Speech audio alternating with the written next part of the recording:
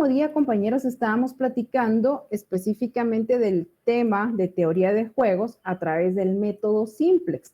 Habíamos avanzado lo que yo considero es, podríamos decirlo, tal vez más del 50% de la resolución del ejercicio. Teníamos por allí, acá nos habíamos quedado concretamente, por favor, y si van surgiendo dudas, me comentan. Habíamos trabajado esto el último día y habíamos dicho, por favor, que en teoría de juegos, a través del método Simplex, específicamente en este tema, que en el primer tablero, que es básicamente una construcción como esta, se recuerdan que en los temas anteriores decíamos, bueno, ubiquemos primero nuestra columna pivote, pero en este caso, en teoría de juegos, que todos son iguales a -1, ¿cómo vamos a saber nosotros por dónde empezamos? Entonces dijimos que lo primero que hacemos en el primer tablero Simplex es identificar el elemento pivote. De hecho, por acá está anotado, ¿sí? ¿Cómo lo hacemos? Pues va a ser el mayor de todos estos. También dijimos, si tenemos dos que tengan el mismo valor, en este caso tenemos dos números 8, entonces seleccionamos al azar cualquiera de los dos. Nosotros empezamos a trabajar con este 8 que está acá con color rosa y entonces lo convertimos en 1. Básicamente la misma operatoria matemática que hemos estado haciendo para resolver el método Simplex. El elemento pivote, ya saben, lo convertimos en 1 y el resto en ceros. Disculpe, esos -1 son constantes, ¿no? Sí, correcto, son constantes y Gracias. corresponden a uno de los pasos anteriores. A esto, básicamente. ¿Sí? Muy bien, gracias. Muy bien. Bueno, entonces dijimos, una vez que ya tenemos esto, la operatoria es la misma, entonces lo que nos corresponde en el segundo tablero, allí sí, por favor, compañeros, la dinámica es encontrar primero la columna pivote, porque si ustedes se dan cuenta, acá ya no tengo aquellos -1. ¿Por qué? Porque ya operé. Entonces ya tengo un -1/8 y -1/2. Entonces aquí sí ya aplicamos lo mismo que habíamos hecho anteriormente. Identificamos primero nuestra columna pivote, es decir, la más negativa, que en este caso sería -1/2. Una vez que hemos identificado esta columna, ahora tenemos que identificar ese elemento llamado pivote, o bien el elemento de todos estos que vamos a convertir en 0, ¿sí? De todos estos. Recuérdense qué nos dice la teoría. Perdone. ¿Sí, sí? ¿No sería -1/8 el elemento más pequeño? ¿Cuánto es 1/8? Como Samuel. 0.12. Como 0.12. ¿Perdón? Como 0.12 y 1/2 es como 0.5. 0.12. Y Vamos a ver. 1/2 es como 0.5. Vamos a ver si tenemos por acá 0.12 negativo y el otro es 1 dividido 2, 0.5. Ok, ¿cuál está más alejado de 0 de estos?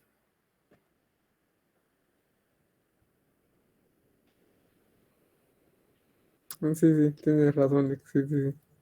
Es que lo vi como que fuera positivo. Sí, gracias, pero le agradezco mucho, Samuel, porque sí tiende a confundir esto, ¿sí? Recuérdense que como es un negativo, tenemos que ver, en este caso, y es a veces un poquito complicado, si aquí no tuviéramos una fracción, sería mucho más fácil saber si solo tenemos un -5 o un -10, por ejemplo, cuál es el más negativo, ¿verdad? Pero si tenemos fracciones, de repente por allí nos confunde un poquito. Entonces, a mí por lo menos me ayuda a preguntarme cuál está más alejado del 0, ¿verdad? ¿Cuál está más cerca del 0? ¿Sí? Bueno, entonces, en este caso, -1/2. ¿Sí? Bueno, ya identificamos nuestra columna, ahora vamos a saber cuál de estos o de este 1/2 o de este 3 voy a convertir en 1. Es decir, ¿por cuál voy a empezar? Ahora bien, ¿por qué yo no les estoy mencionando este 1/2 que está acá? Primero, porque ya sabemos nosotros y la misma teoría, el procedimiento nos dice no ceros y no negativos. Entonces, como que perdería yo tiempo en hacer esta división, ¿verdad? De 5/8 dividido menos 1/2, porque ya sabemos que la teoría nos dice puede convertir en 1 todos aquellos números que no sean iguales a ceros o que no sean negativos. Bueno, entonces vamos y haríamos la operatoria menos 1/8 dividido 1/2 para saber cuál es el coeficiente de esa operación y luego 1/2 dividido 3. Bueno, al hacer esas operaciones, recuerden lo que nos decía o lo que habíamos estado trabajando anteriormente, toda esta es la operatoria que nosotros ya habíamos o hemos estado trabajando con el método simplex. Entonces, el menor cociente positivo de esta división que acabamos de hacer, en este caso, lo tenemos cuando dividimos 1/2 dentro de 3. ¿Sí? Bueno, entonces esto significa que el elemento que debo convertir en 1 de todos estos es este, 3. ¿Cómo lo hago? Exactamente lo mismo que hemos estado repitiendo y que hemos estado trabajando. Esto sería, acá es 3, ahora sería 1/3, ¿sí? 1/3 multiplicado por toda esta fila y ya para empezar a conformar nuestro siguiente tablero, ¿sí? Que básicamente este 3 lo tengo que convertir en 1 y todos los demás o el resto en ceros, que es exactamente este resultado que tenemos acá. En el siguiente tablero, como les decía yo al inicio o el día anterior, pues no vamos a repetir la operatoria porque ya ustedes saben cómo convertimos en 0 y cómo convertimos en 1. Bueno, al hacer estos cálculos, pues el siguiente tablero, que sería este, ya no tenemos cómo identificar cuál sería mi columna pivote, porque aquí tengo un positivo, un 0, un positivo y un positivo, ¿sí? Bueno, entonces solamente me queda esta columna donde tengo menos 1/24. Ya sé que tengo que trabajar con esta columna y repito el procedimiento. 1/24 dividido 19/24 para identificar cuál va a ser ahora el valor que tengo que convertir en 1.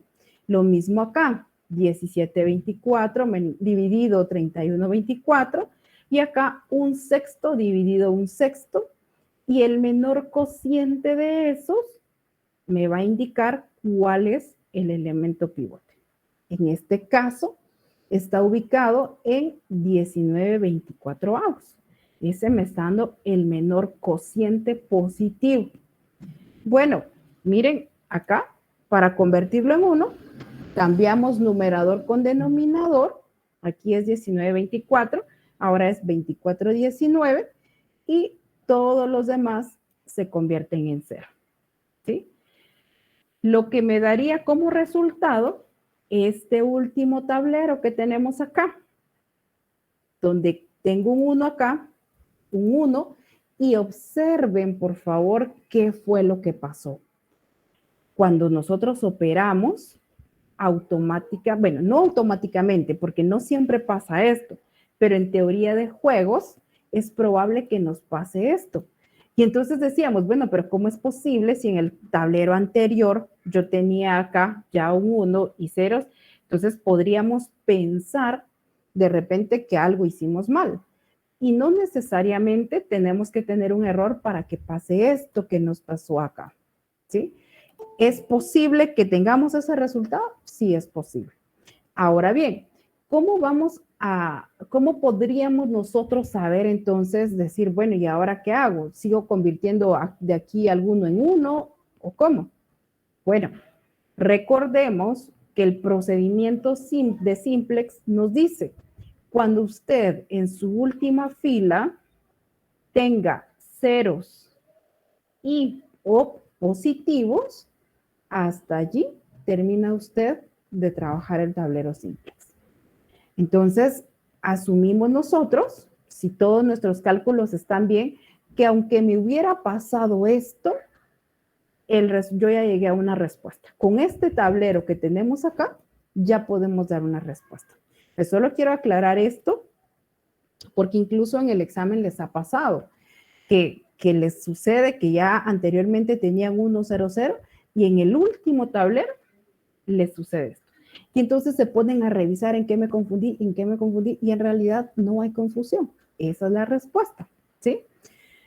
Bueno, ahora bien, tomemos nota para ir aclarando cómo interpretar este último tablero, que al final es lo que nos interesa porque ya llegamos a la parte donde podemos responder. Bueno, ¿cómo lo interpretamos? Vean, recuerden que acá desde arriba, desde que empezamos a plantear nuestro tablero, sabíamos que en esta columna, en las columnas, colocamos al jugador de las columnas, que es conocido el jugador de las Y. Y en las filas colocamos al jugador de las X. Bueno, ¿cómo interpretamos ahora o cómo damos valor a las estrategias de cada jugador? Por favor, cuando vamos a dar valores al jugador de las columnas, es decir, al jugador de las Y, entonces la forma correcta es, nos ubicamos acá, Y1, en donde tengo un 1 y me corro hacia la última columna y ese va a ser el valor de la estrategia Y1, es decir, de la primera estrategia para el jugador de las columnas. En este caso, observen, yo acá coloco las respuestas. Y1 es igual a un 19avo. ¿De dónde lo saqué? Y1, observo, aquí tengo 1, y por favor, para poder estar seguros, o mejor dicho, para poder asignar un valor a esta variable, tenemos que observar que sea un 1 acompañado de ceros, todos los demás ceros. Entonces, esto sí cumple con esa característica o con esa restricción. Entonces, valor de la variable o de la estrategia, perdón, de la estrategia Y1, en este caso lo tengo acá, me voy hasta el final y observo que es igual a un 19avo. Y lo coloco de una vez para saber cuál es el valor. Para la estrategia Y2, exactamente lo mismo. Observo si es una columna que esté conformada por un 1 y ceros, que justamente es esta. Ubico dónde está el 1, me corro hacia el final y el valor que encuentre en la última columna va a ser el valor de la estrategia, en este caso, Y2, que es igual a 3 19avos.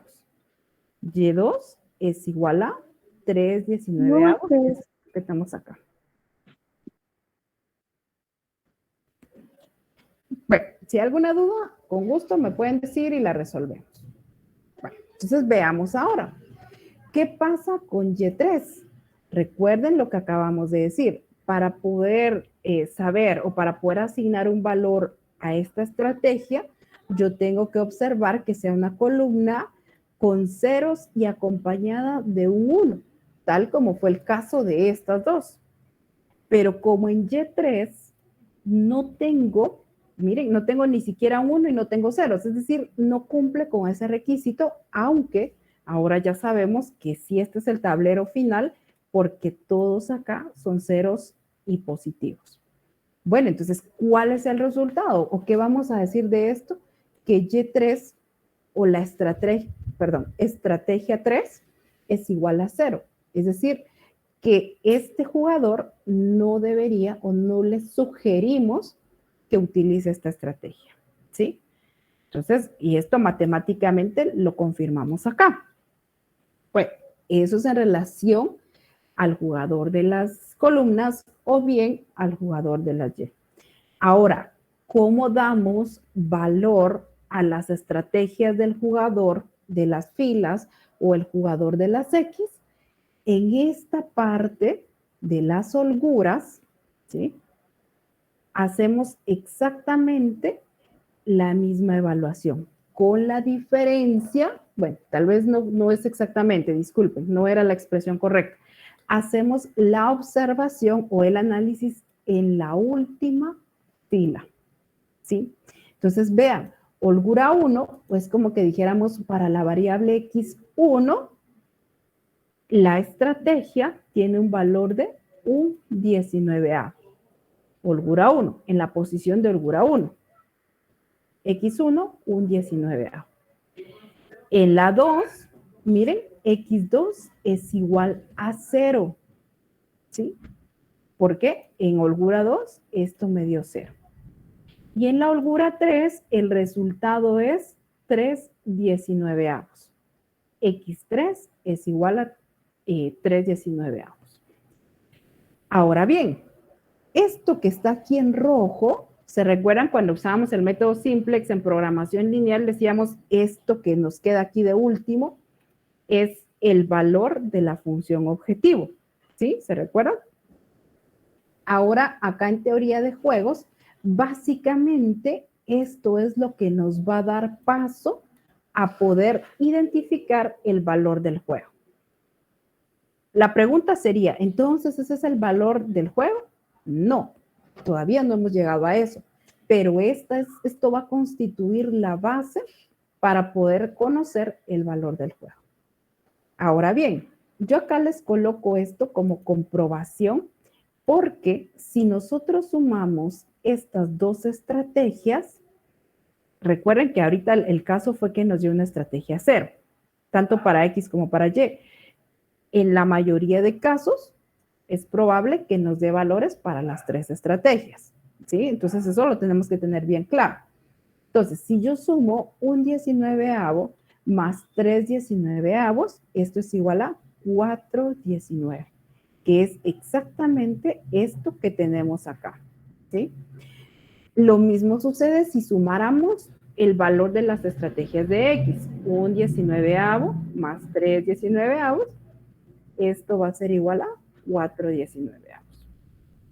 Entonces, todavía ahí vamos confirmando un poco más que vamos hasta acá resolviendo de buena manera.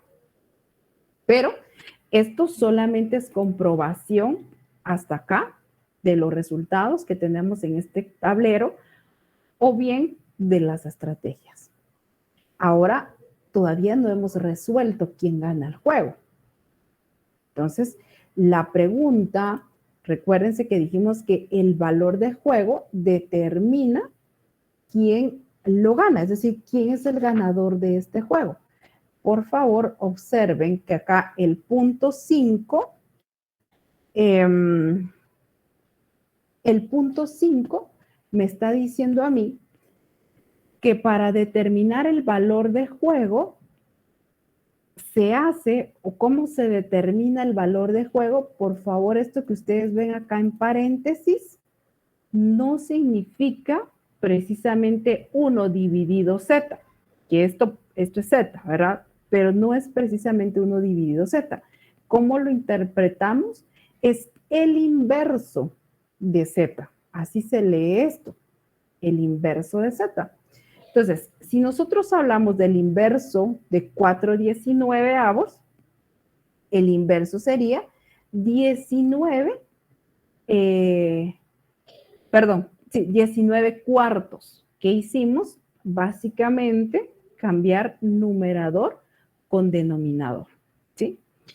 Bueno, entonces, repito, esta parte de acá no lo leemos o no lo interpretamos precisamente como 1 dividido z, sino el inverso de z. Eso también, por favor, que quede claro, porque en algunas ocasiones allí tenemos error. Bueno, entonces, compañeros, ahora bien, hasta acá este paréntesis está claro. ¿Por qué yo le estoy restando 5? ¿Se recuerdan que aquí al inicio nosotros necesitábamos eliminar estos negativos? Y dijimos, ¿cómo los eliminamos? ubiquemos el más negativo y sumémosle un valor que me ayude a que todos se conviertan en positivos.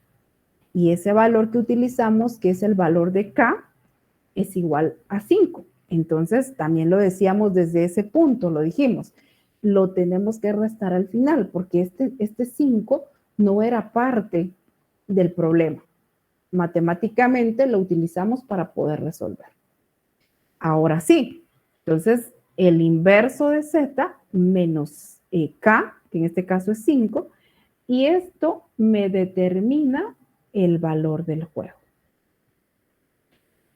Muy bien, si esto me determina acá el valor del juego, entonces, compañeros, y vean cómo me queda el resultado, menos 25.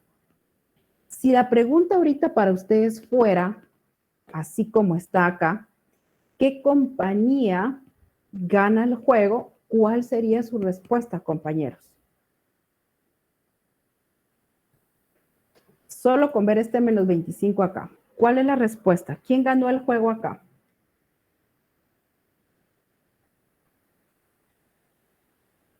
A ver, eso lo hemos estado repitiendo cada vez que planteamos los cuadros, cada vez que hacemos un valor de pago, está relacionado con esto. ¿Quién gana? Es mejores productos, Lick.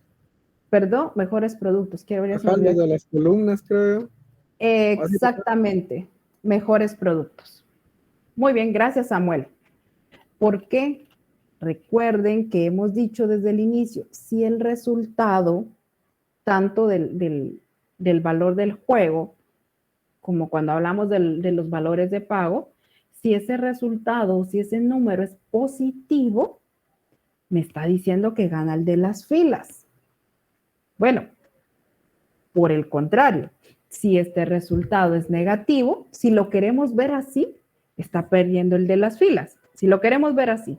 Bueno, y si está perdiendo el de las filas, entonces está ganando el de las columnas. Por eso fue que Samuel muy acertadamente nos dijo, gana el jugador de las columnas. Ahora bien, como este resultado, nosotros acá lo tenemos con decimales, esto quiere decir que me está hablando en un porcentaje. Entonces viene la primera pregunta. Dice la primera pregunta, ¿qué compañía hace más ventas y en qué número?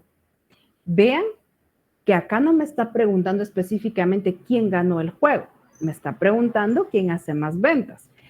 Que dicho en otras palabras, es básicamente lo mismo. ¿Quién gana las ventas o quién gana el juego? ¿Verdad?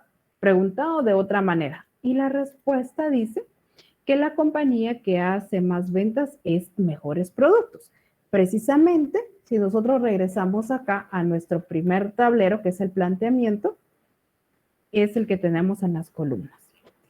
Bueno, y me está diciendo acá, ¿y en qué número? Bueno, por un 25, porque dijimos que esto está, como tenemos decimales, esto está en porcentajes, entonces en un 25% más que Buenos Productos. Terminamos de responder las preguntas y vamos a la sección de dudas, si ustedes tienen dudas de lo que acabamos de resolver. Ahora dice, ¿qué estrategias debe aplicar cada compañía? Bueno, miren, para eso nosotros acá al inicio sacamos esto. Por supuesto que esto es matemáticamente hablando. Recuérdense que Y1, Y2 tiene un nombre acá. Vamos a minimizar esto. A ver, permítanme. Vamos a tratar de quitar todo esto para que nos quede más cerca y podamos de repente verlo más claro. Acá. Bueno, entonces dice, voy a ocultar ahorita también esto, por favor,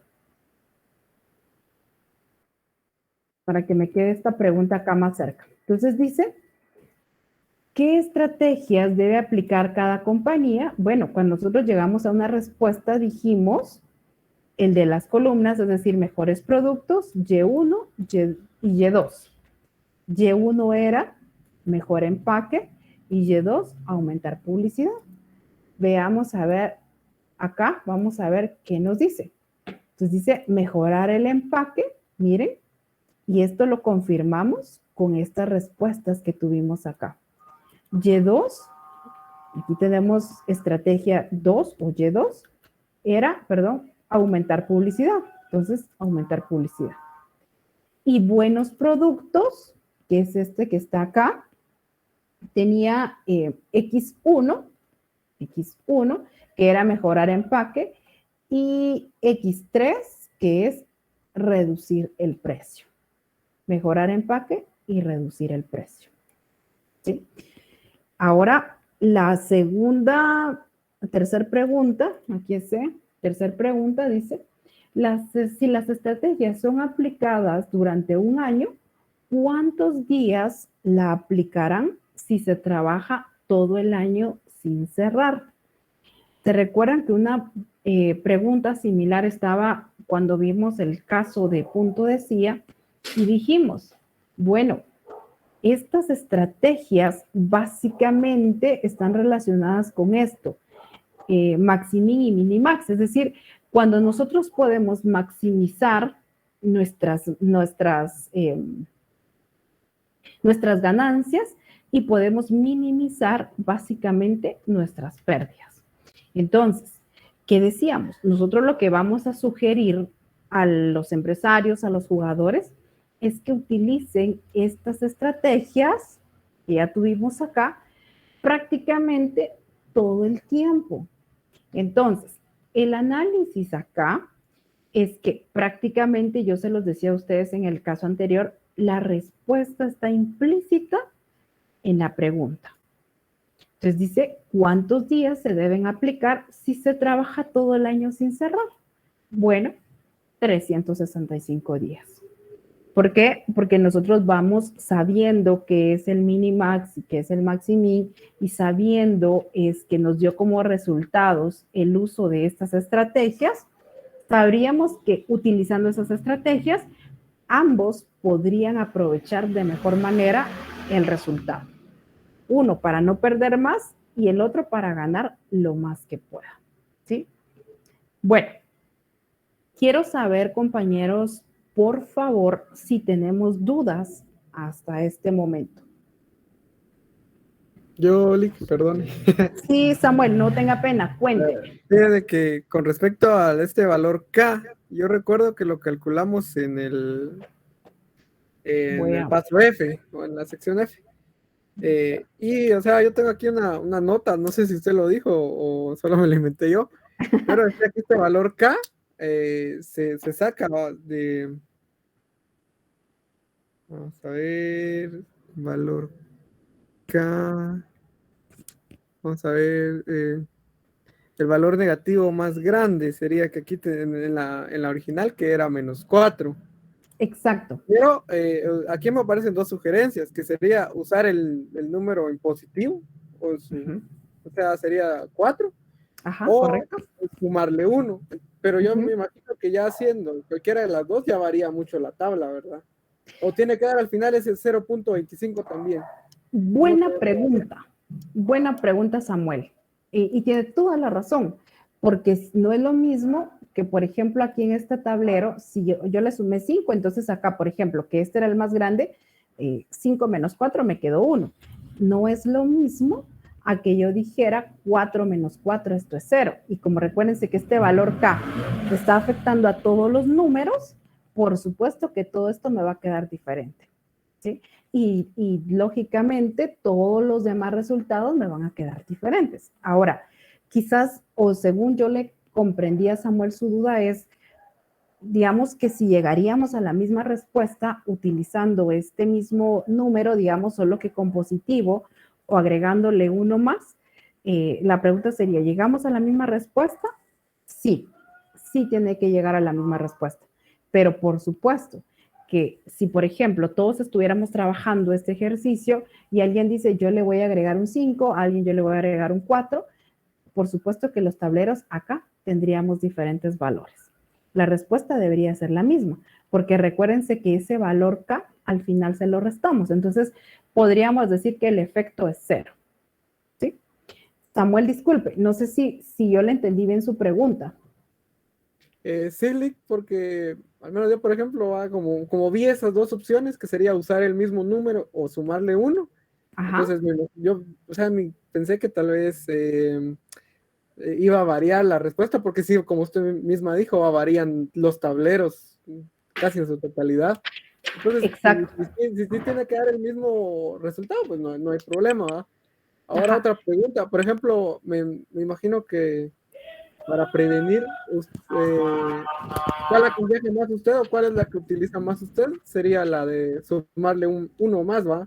Sí, ese es el que yo más utilizo y en realidad lo hago para evitar un cero aquí, ¿verdad? Esa es la razón por la que yo lo utilizo, pero la teoría sí nos habla que podemos utilizar este mismo valor, ¿sí? Entonces ahí no tengan pena, que el resultado debe ser el mismo, ¿sí? Ok, gracias, Lick. Solo esa era mi duda. Muy bien. Samuel, ¿alguien más, compañeros? Disculpen. Bueno, Buenas noches, licenciado. Sergio, buenas noches. Cuéntenos, por favor, Sergio. Yo tengo una duda en los tableros, cuando hacemos cada uno de los tableros y al tener los resultados de los unos y el resto ceros. Ajá, ¿cuál es su duda, Sergio? El momento que se nos puede duplicar uno en la misma fila, ¿qué podemos hacer? Por ejemplo, usted me dice, si por ejemplo acá yo tuviera dos, vamos a ver, en la misma fila. Ah, ya, vamos a ver si le entiendo. Que aquí tuviera yo también un 1, por ejemplo. Correcto, así es. Ok, eso no le puede pasar, Sergio, a no ser que se hubiese confundido en el procedimiento. Ahora bien, ¿por qué no le puede pasar?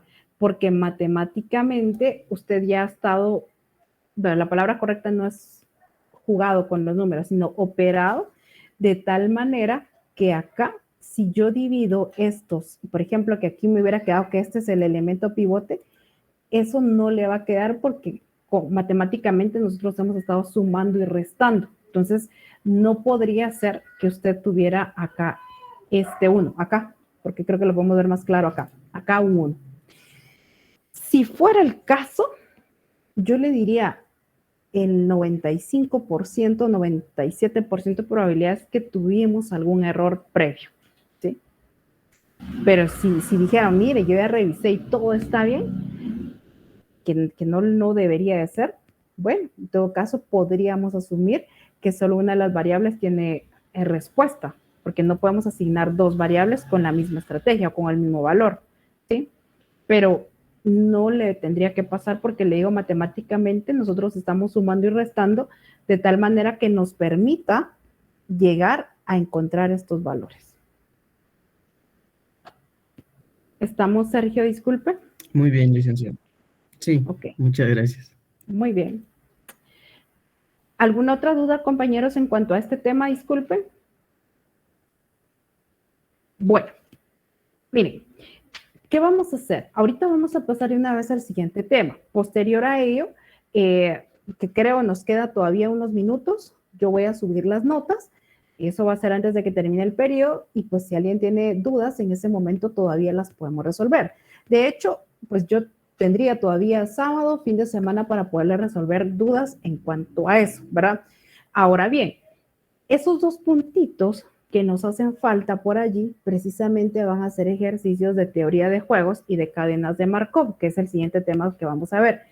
Esencialmente es con el objetivo que ustedes puedan practicar. Ahora bien, muy importante de esto fue lo que yo les dije al inicio, es el planteamiento. Matemáticamente ustedes ya han hecho muchos ejercicios, de hecho una de las últimas hojas que entregaron que también era simple, de convertir en 1, luego en ceros, eso ya lo sabemos. Por supuesto que no podemos, como, ¿qué les podría decir yo? Del todo hacer las fórmulas, porque no sabemos si de repente ahorita en este tablero, acá tengo el elemento que voy a convertir en 1, y en el siguiente pues va a ser este, por ejemplo, o en el otro va a ser este. Esa parte la tenemos que tener bien clara, pero sí matemáticamente nosotros ya sabemos cómo corresponde el hecho de convertir en unos y en ceros. Entonces, por favor, pasemos de una vez al siguiente tema, muy rápido, se van a dar cuenta ustedes que es más sencillo y que sobre todo es mucho más corto que teoría de juegos. Bueno, cadenas de Markov. ¿Qué podemos saber del tema de cadenas de Markov? Básicamente, como su nombre lo dice, cadenas corresponde a una serie de eventos. Es decir, un evento que va a tener una serie o una repetición de este evento que estamos analizando, que estamos estudiando. Entonces dice, la otra característica es que habla específicamente de probabilidades. Dice, la probabilidad de que ocurra un evento depende del evento inmediato anterior. Depende de lo que pasó anteriormente, va a pasar ahora, y depende de lo que pasó ahora, va a pasar posteriormente, y así sucesivamente. Por eso se llama cadenas de Markov. Markov corresponde al matemático, al científico, que básicamente planteó este modelo matemático. Bueno, el tercer punto. Las probabilidades de ocurrencia para cada evento depende del estado generador. Ahorita vamos a ver por allí a los ejemplos cómo van armadas las matrices. Es sumamente sencillo. Sin embargo, al igual que en teoría de juegos, tenemos que tener bien claro el planteamiento para no tener confusiones acá. Entonces dice, para describir completamente una cadena de Markov, es decir, una serie de eventos, necesitamos conocer un estado actual y todas las posibilidades de transición. Es decir, yo necesito conocer o saber cómo está el evento que estoy estudiando o que quiero estudiar, cómo está en este momento, estado actual, y cuáles son las probabilidades que puedan transferirse de un estado a otro, ¿sí? ¿Qué tenemos como elementos básicos? Una matriz inicial. Y esta matriz inicial, por favor, compañeros, básicamente va a constituir parte para determinar el estado actual. Vean, por favor, voy a explicar esto que es sumamente importante para el planteamiento que vamos a hacer. Hay tres formas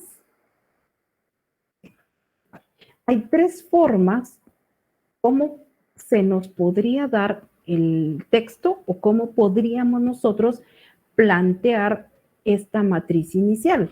Esto es fundamental, ¿sí?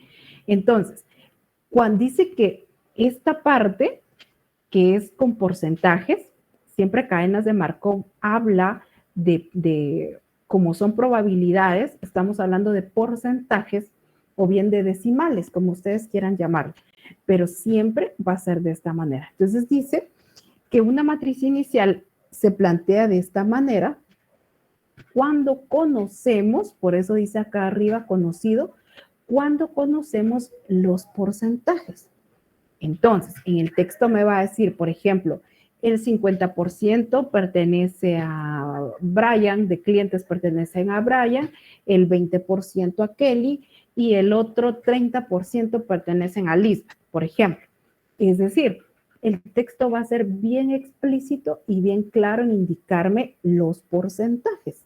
Entonces, ¿qué tengo que hacer yo? Pues únicamente colocarlos acá, en mi matriz inicial. Bueno, esa es la primera opción. No opción, la primera forma. Segunda forma o posibilidad que tenemos para poder plantear esta matriz inicial es cuando no conocemos prácticamente este porcentaje. Entonces, si yo sumo 1/3 más 1/3 más 1/3, esto me va a dar que es igual a 1, es decir, a la probabilidad completa. ¿Se recuerdan de probabilidades? Que la sumatoria de todas las probabilidades debe ser igual a 1 o bien al 100%. Entonces, cuando nosotros no conocemos estos porcentajes, entonces básicamente nosotros tenemos que agregarle por eso se llama equivalente, porque lo que nosotros hacemos es, dicho en palabras muy coloquiales, dividirlo en 3, ¿verdad? Tenemos 3 eventos o 3 elementos y lo que hacemos es en partes iguales.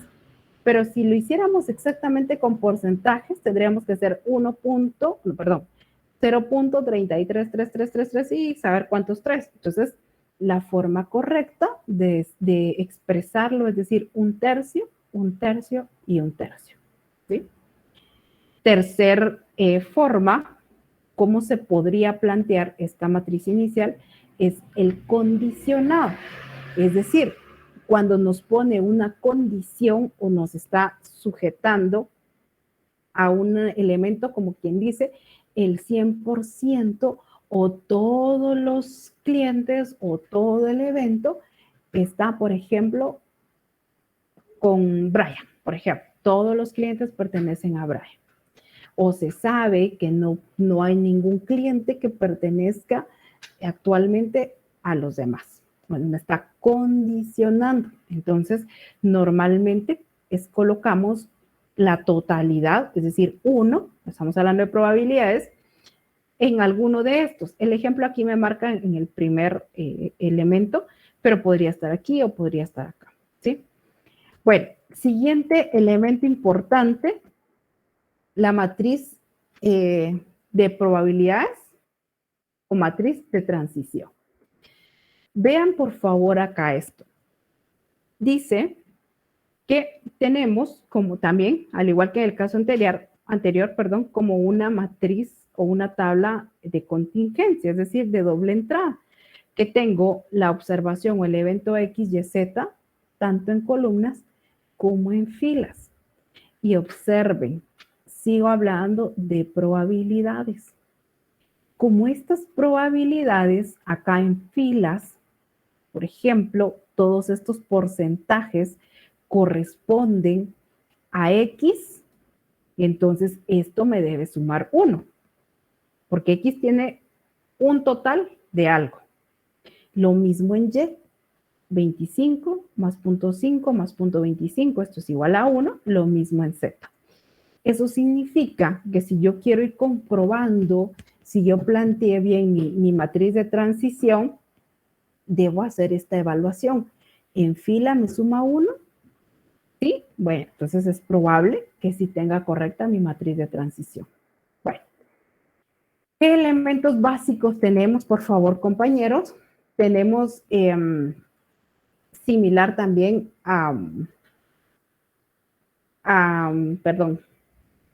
teoría de juegos.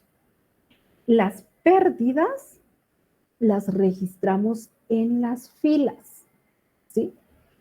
Las pérdidas se van en filas y las ganancias se colocan en las columnas. Ahorita, de pronto, la pregunta sería, bueno, y mire, ¿y cómo voy a saber qué es qué? Ya ahorita vamos a ir a la parte del ejercicio, entonces creo que ahí nos va a quedar un poco más claro, por favor. Pero tenemos que tener bien claro esto. Pérdidas en filas y ganancias en columnas. Bueno, ¿qué otro elemento básico tenemos que tener claro? Allí el ejercicio en algún momento me va a decir qué porcentaje se mantiene en el estado que se encuentra. A esto es a lo que se le llama retención. Es decir, qué porcentaje pertenece a cada estado. Entonces, estos van siempre, como ustedes pueden ver acá, en diagonal. ¿Por qué? Lo que estoy diciendo aquí es que X está con X, es decir, no se movió, se retuvo. Y acá está con Y, 0.5, es decir, no hubo transición, se estuvo estable acá, o lo mismo decir que hubo retención. Y lo mismo en Z. Tengo Z con 0.2 y Z con 0.2. Bueno, ¿qué métodos de solución tenemos? Nosotros vamos a ver acá, ya solo prácticamente 1 prácticamente, pero sí quiero que sepamos que existen por lo menos 3 métodos de solución. Por favor, vean ahí el gráfico que está recomendado de 1 a 3 periodos. 3 periodos o 3 observaciones, si lo queremos ver así como lo aprendimos en métodos 1. Tenemos que tener una matriz inicial, matriz de transición, y el siguiente elemento sería nuestro árbol de decisiones. La siguiente forma o el siguiente método de resolución es a través de producto de matrices. Y este ya nos puede servir para 1 o 4 periodos. Y el último, que es de ecuaciones simultáneas, que prácticamente nos habla acá que podemos tener ecuaciones de 2 incógnitas o bien ecuaciones con 3 incógnitas, y que estas con 3 incógnitas las podemos resolver por Gauss o por Kramer. Por supuesto que nosotros ahorita ya no creo nos dé tiempo entrar hasta esto, pero es importante que sepamos que existen estos métodos de solución. Bueno, y entonces acá vamos al ejercicio o a la aplicación. Bueno, vamos a ver. Entonces, tenemos por acá el ejercicio. Yo se los voy a dictar. Bueno, esta era mi última presentación, pero como no hemos terminado la parte práctica, no se las quería colocar, pero de una vez porque creo que al final ya ni tiempo nos va a dar. Yo les deseo, compañeros, después de terminado este último tema, que va a ser muy corto, considero, que pasen unas felices vacaciones, que puedan descansar. Espero que no tengan que llevar ningún curso en la escuela de vacaciones, ¿verdad? Para que de verdad puedan descargar y cargar energías, descansar y cargar energías para el próximo semestre. Vamos a terminar por ahí la parte práctica, que ya es muy poco lo que nos queda. Entonces, vamos acá. Vamos a resolver de una vez el método o la forma de producto de matrices. Para esto, yo hoy sí voy a necesitar que ustedes vayan tomando nota. Muy brevemente, yo les voy a dictar el ejercicio muy brevemente y que ustedes vayan tomando nota. Bueno, el ejercicio prácticamente nos dice de la siguiente manera. Van a ver ustedes que es algo sumamente sencillo. Vamos a ver qué se me hizo mi ejercicio. Por aquí está. Permítanme. Disculpen que ya lo tenía por aquí, se me perdió. Aquí está. Dice que una constructora básicamente ha ganado un contrato para poder construir una carretera que conecta a 2 ciudades. ¿Sí? Conecta a 2 ciudades. Esta empresa tiene que realizar esta carretera.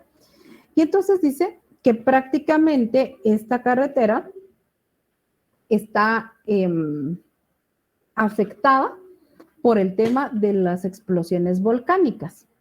Entonces, uno de los elementos que se desea estudiar prácticamente es el polvo volcánico que obstruye o que obstruirá prácticamente los filtros de las máquinas con las que van a trabajar. Entonces dice que esto puede provocar que los camiones o la maquinaria pueda dejar de funcionar, ¿sí? Entonces, aquí es donde viene el texto que yo necesito que ustedes tomen nota. Entonces dice, los filtros se revisan todos los días y se clasifican en, por favor, tomemos nota, recién limpiados, parcialmente obstruidos y totalmente obstruidos. Repito, esos filtros que se revisan de los camiones prácticamente se pueden encontrar en 3 estados: recién limpiados, parcialmente obstruidos o totalmente obstruidos. Bueno, entonces dice que de acuerdo, esto también necesito que tomen nota, de acuerdo a experiencias anteriores, prácticamente un filtro que se acaba de limpiar tiene una probabilidad de 0.1, probabilidad de 0.1 de permanecer limpio. Por favor, tomen nota. Una probabilidad de 0.8 de quedar parcialmente obstruido y una probabilidad de 0.1 de quedar totalmente obstruido. Voy a repetir esta parte, por favor. Se sabe, con experiencias anteriores, que un filtro que se acaba de limpiar tiene la probabilidad de 0.1 de permanecer limpio, una probabilidad de 0.8 de quedar parcialmente obstruido y una probabilidad de 0.1 de quedar totalmente obstruido. Pasemos al siguiente. Un filtro que ya está parcialmente obstruido tiene la probabilidad de 0.5 de permanecer en el mismo estado y una probabilidad de 0.5 de quedar totalmente obstruido. Luego dice, repito esta última parte, por favor, un filtro que ya está parcialmente obstruido tiene la probabilidad de 0.5 de permanecer en el mismo estado y una probabilidad de 0.5 de quedar totalmente obstruido. Siguiente parte. Para poder utilizar un camión que tiene el filtro totalmente destruido, se debe limpiar primero. ¿Sí? Para poder utilizar un camión que ya su filtro no sirve, es decir, que está totalmente obstruido, primero se debe limpiar. Es decir, al siguiente día debe de estar limpio. ¿Sí? Ahora bien, viene la pregunta.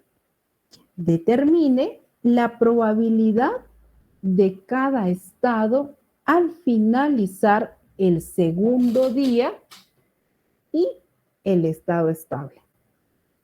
Si regresamos un poco, bueno, repito, determine la probabilidad de cada estado al finalizar el segundo día y del estado estable. Entonces, si regresamos a esta parte de la presentación en la que nos decía que podemos utilizar el método gráfico para 1 a 3 periodos. Aquí me habla que determine al finalizar el segundo día. Entonces, significa que podría utilizar el gráfico. También puedo utilizar el producto de matrices, porque el producto de matrices dice de 1 a 4. Pero cuando allá hablamos del estado estable, compañeros, nos estamos refiriendo de 5 periodos o más.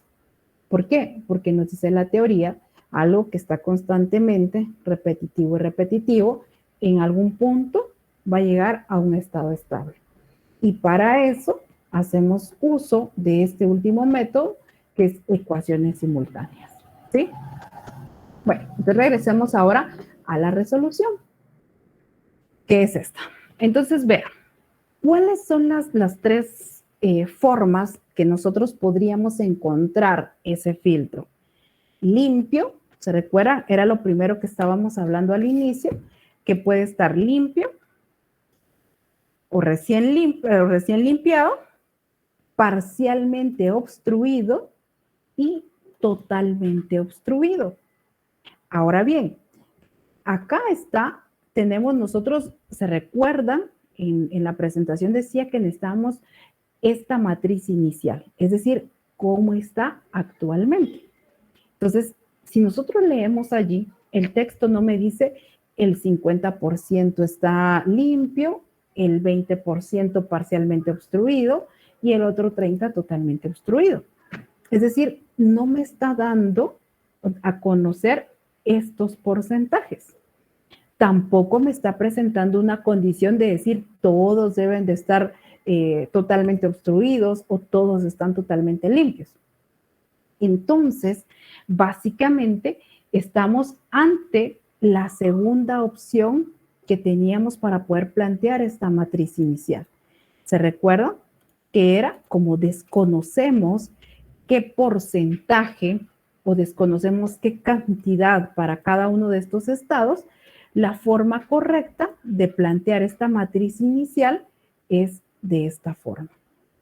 Si el ejercicio me dijera qué porcentaje, pues entonces no utilizo eso y utilizo los porcentajes que me dé el ejercicio, ¿sí? Bueno, ¿qué más necesitamos? Necesitamos una matriz de transición. Es decir, cómo se espera o cómo se ha observado que cambian estos elementos. Y entonces allí viene y vamos a hacer uso de lo que nos decía el texto. Nos dice que prácticamente que un filtro que se acaba de limpiar, ubiquémonos acá. Ubiquémonos acá, el que se acaba de limpiar. ¿Se recuerdan que decíamos? En filas están las pérdidas y en columna las ganancias. Y adicional a eso decíamos que acá en una línea diagonal encontramos los elementos que se conservan en cada estado. Entonces sigamos leyendo. Dice que se ha demostrado que un filtro que se acaba de limpiar, este filtro que se acaba de limpiar, tiene la probabilidad de 0.1 de permanecer limpio. Es decir, que limpio se quede acá con este limpio y la probabilidad es de 0.1. Bueno, a mi criterio siempre plantear las retenciones, es decir, los estados que se mantienen en su mismo estado es la parte más fácil, ¿verdad? Dice una probabilidad de 0.8, si acá estamos hablando siempre de este limpio, una probabilidad de 0.8 de quedar parcialmente obstruido. Es decir, que va a pasar de estar limpio, por eso a esta se le llama matriz de transición, porque aquí es donde vamos a poner cómo se harían o cómo se pueden observar esas transiciones o esos cambios de un estado a otro. Entonces dice que tiene la probabilidad de 0.8 de quedar parcialmente obstruido, es decir, pasa de estar limpio, pasa a estar parcialmente obstruido. Entonces, lo colocamos acá, pasa de este estado al siguiente. Y entonces me dice la siguiente, y una probabilidad de 0.1 de quedar totalmente obstruido. Pasa de estar limpio a totalmente obstruido. Probabilidad 0.1. Bueno, ya tenemos acá cómo se puede observar o cómo se observaría la transición de este estado para estos otros. Tenemos que hacer la comprobación y ver si esto realmente me suma 1. Yo sé que ahí está muy sencillo y podemos observar prácticamente que 0.10 más 0.8 más 0.1 es igual a 1. Bueno, siguiente, veamos qué nos sigue diciendo el ejercicio.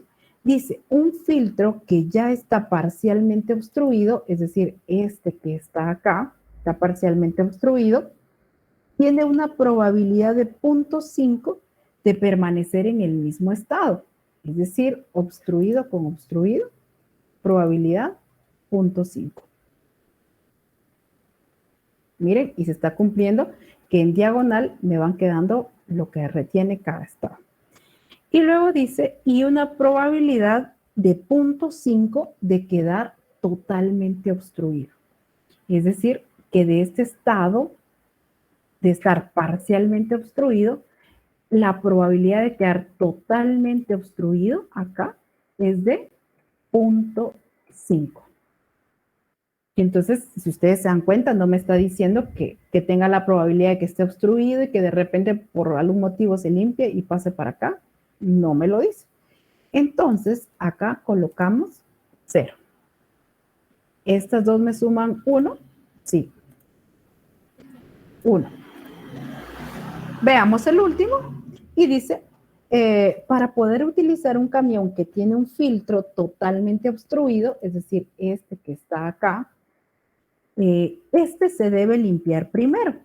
Es decir, al siguiente día debe estar limpio. Entonces, miren, estaba acá dice que está totalmente obstruido y dice que cuando se encuentra un filtro así, automáticamente lo que procede es limpiarlo. Y entonces prácticamente pasaría del estado de estar obstruido a estar limpio. ¿Sí? Y entonces estos acá serían cero porque no tiene paso para estos otros estados, sino que regresa de estar totalmente obstruido a estar limpio. Ciertamente esto es igual a 1 y esto me suma 1. Y acá tenemos ya nuestra matriz inicial y nuestra matriz de transición. Lo que nosotros estamos viendo es producto de matrices. ¿Cómo hacemos esto, compañeros? Exactamente como la multiplicación de matrices que tenemos o que hemos hecho anteriormente. ¿Sí? Fila por columna, ¿se recuerda? Fila por columna y fila por columna. Acá nosotros podríamos decir, ¿cumple o no cumple con la restricción? Acá no estamos haciendo específicamente multiplicación de matrices, entonces solamente aplicamos fila por columna. Vean, ¿qué hice yo acá? Solamente volver a copiar esta matriz, que es la matriz del primer día, la matriz de transición, que es cómo se darían los cambios, que básicamente es esto que tenemos, y la matriz resultado, es decir, cómo quedaría en el segundo día. Entonces, aplicando fila por columna, ay, perdón, aquí es esto, no sé, perdón. Es fila por columna, el resultado es este. Fila por columna, el resultado es este, y fila por columna es este. Entonces, nosotros podríamos decir, acá está el procedimiento, que esto ya no es necesario en el examen, si es que viene este tema, que ustedes lo dejen. Pero, ¿qué hice yo? 1/3 por 0.1 más 1/3 por 0 más 1/3 por 1. Fila por columna. 1/3 por 1. Lo mismo para este. 1/3, acá 1/3 por 0.8, 1/3 por 0.5 y 1/3 por 0. El resultado es este y así sucesivamente. Entonces, nuestra respuesta sería que para el segundo día, nosotros, o el resultado que podemos esperar es el 37%, si lo queremos de una vez pasar a números enteros, 37%, que el estado sea que el 37% esté limpio, el 43% obstruido y el 20% totalmente obstruido. ¿Sí? Bueno, a ver. Teníamos básicamente, compañeros, hasta acá el tema o los temas para el día del examen.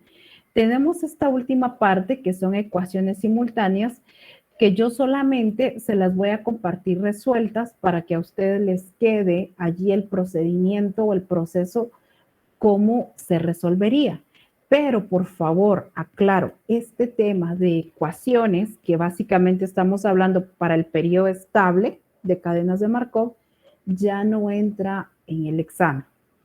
Llegamos hasta este punto de producto de matrices, ¿sí?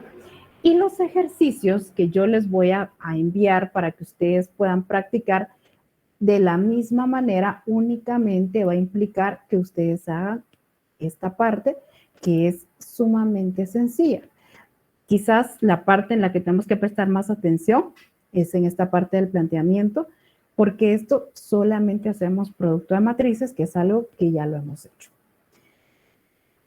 Pregunto, ¿tenemos alguna duda con esto, compañeros? Por favor. Creo que Brian abrió su teléfono, su micrófono, pero no le escuché. No le... Ok, perdón. Bueno, no sé si hay alguna duda con esto. Si no, yo les voy a pedir 1 minuto, 2 minutos en lo que yo les vuelvo a cargar el archivo en RAD para que ustedes puedan ver su nota sobre 23 puntos. Pero quiero saber, por favor, ¿tienen alguna duda con esto? Disculpen. Bueno, Si no hay dudas con esto, como ustedes pueden ver, compañeros, es un tema, pues, realmente sencillo, y aunque yo les voy a compartir resuelto el que es por ecuaciones, si alguien se toma por allí el tiempo de poderlo ver y poderlo analizar, se van a dar cuenta que no es nada que no hayamos visto anteriormente. Planteamiento de ecuaciones y luego resolver por el método Gauss, ¿verdad? Y adicional solo es que vamos a hacer el tema de el planteamiento de la matriz inicial y en la matriz de transiciones, y básicamente con eso trabajamos. Pero yo sí se los quiero compartir para que por favor ustedes tengan por allí por lo menos algún material de cuál es la forma de hacer el método o el periodo estable, ¿sí? Entonces, si me dan por favor unos 2 minutitos para que yo pueda cargar el archivo y ver si de repente alguien tiene alguna duda o tiene algo que podamos platicar, por favor, con todo gusto.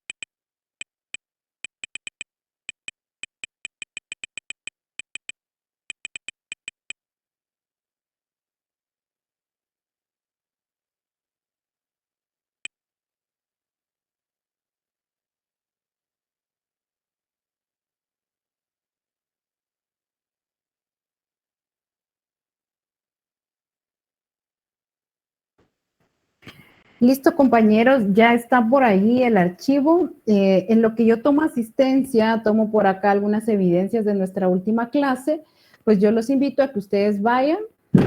Si tienen alguna duda, la podrían plantear acá, o si no, me pueden escribir y con todo gusto podemos responder las preguntas que ustedes tengan.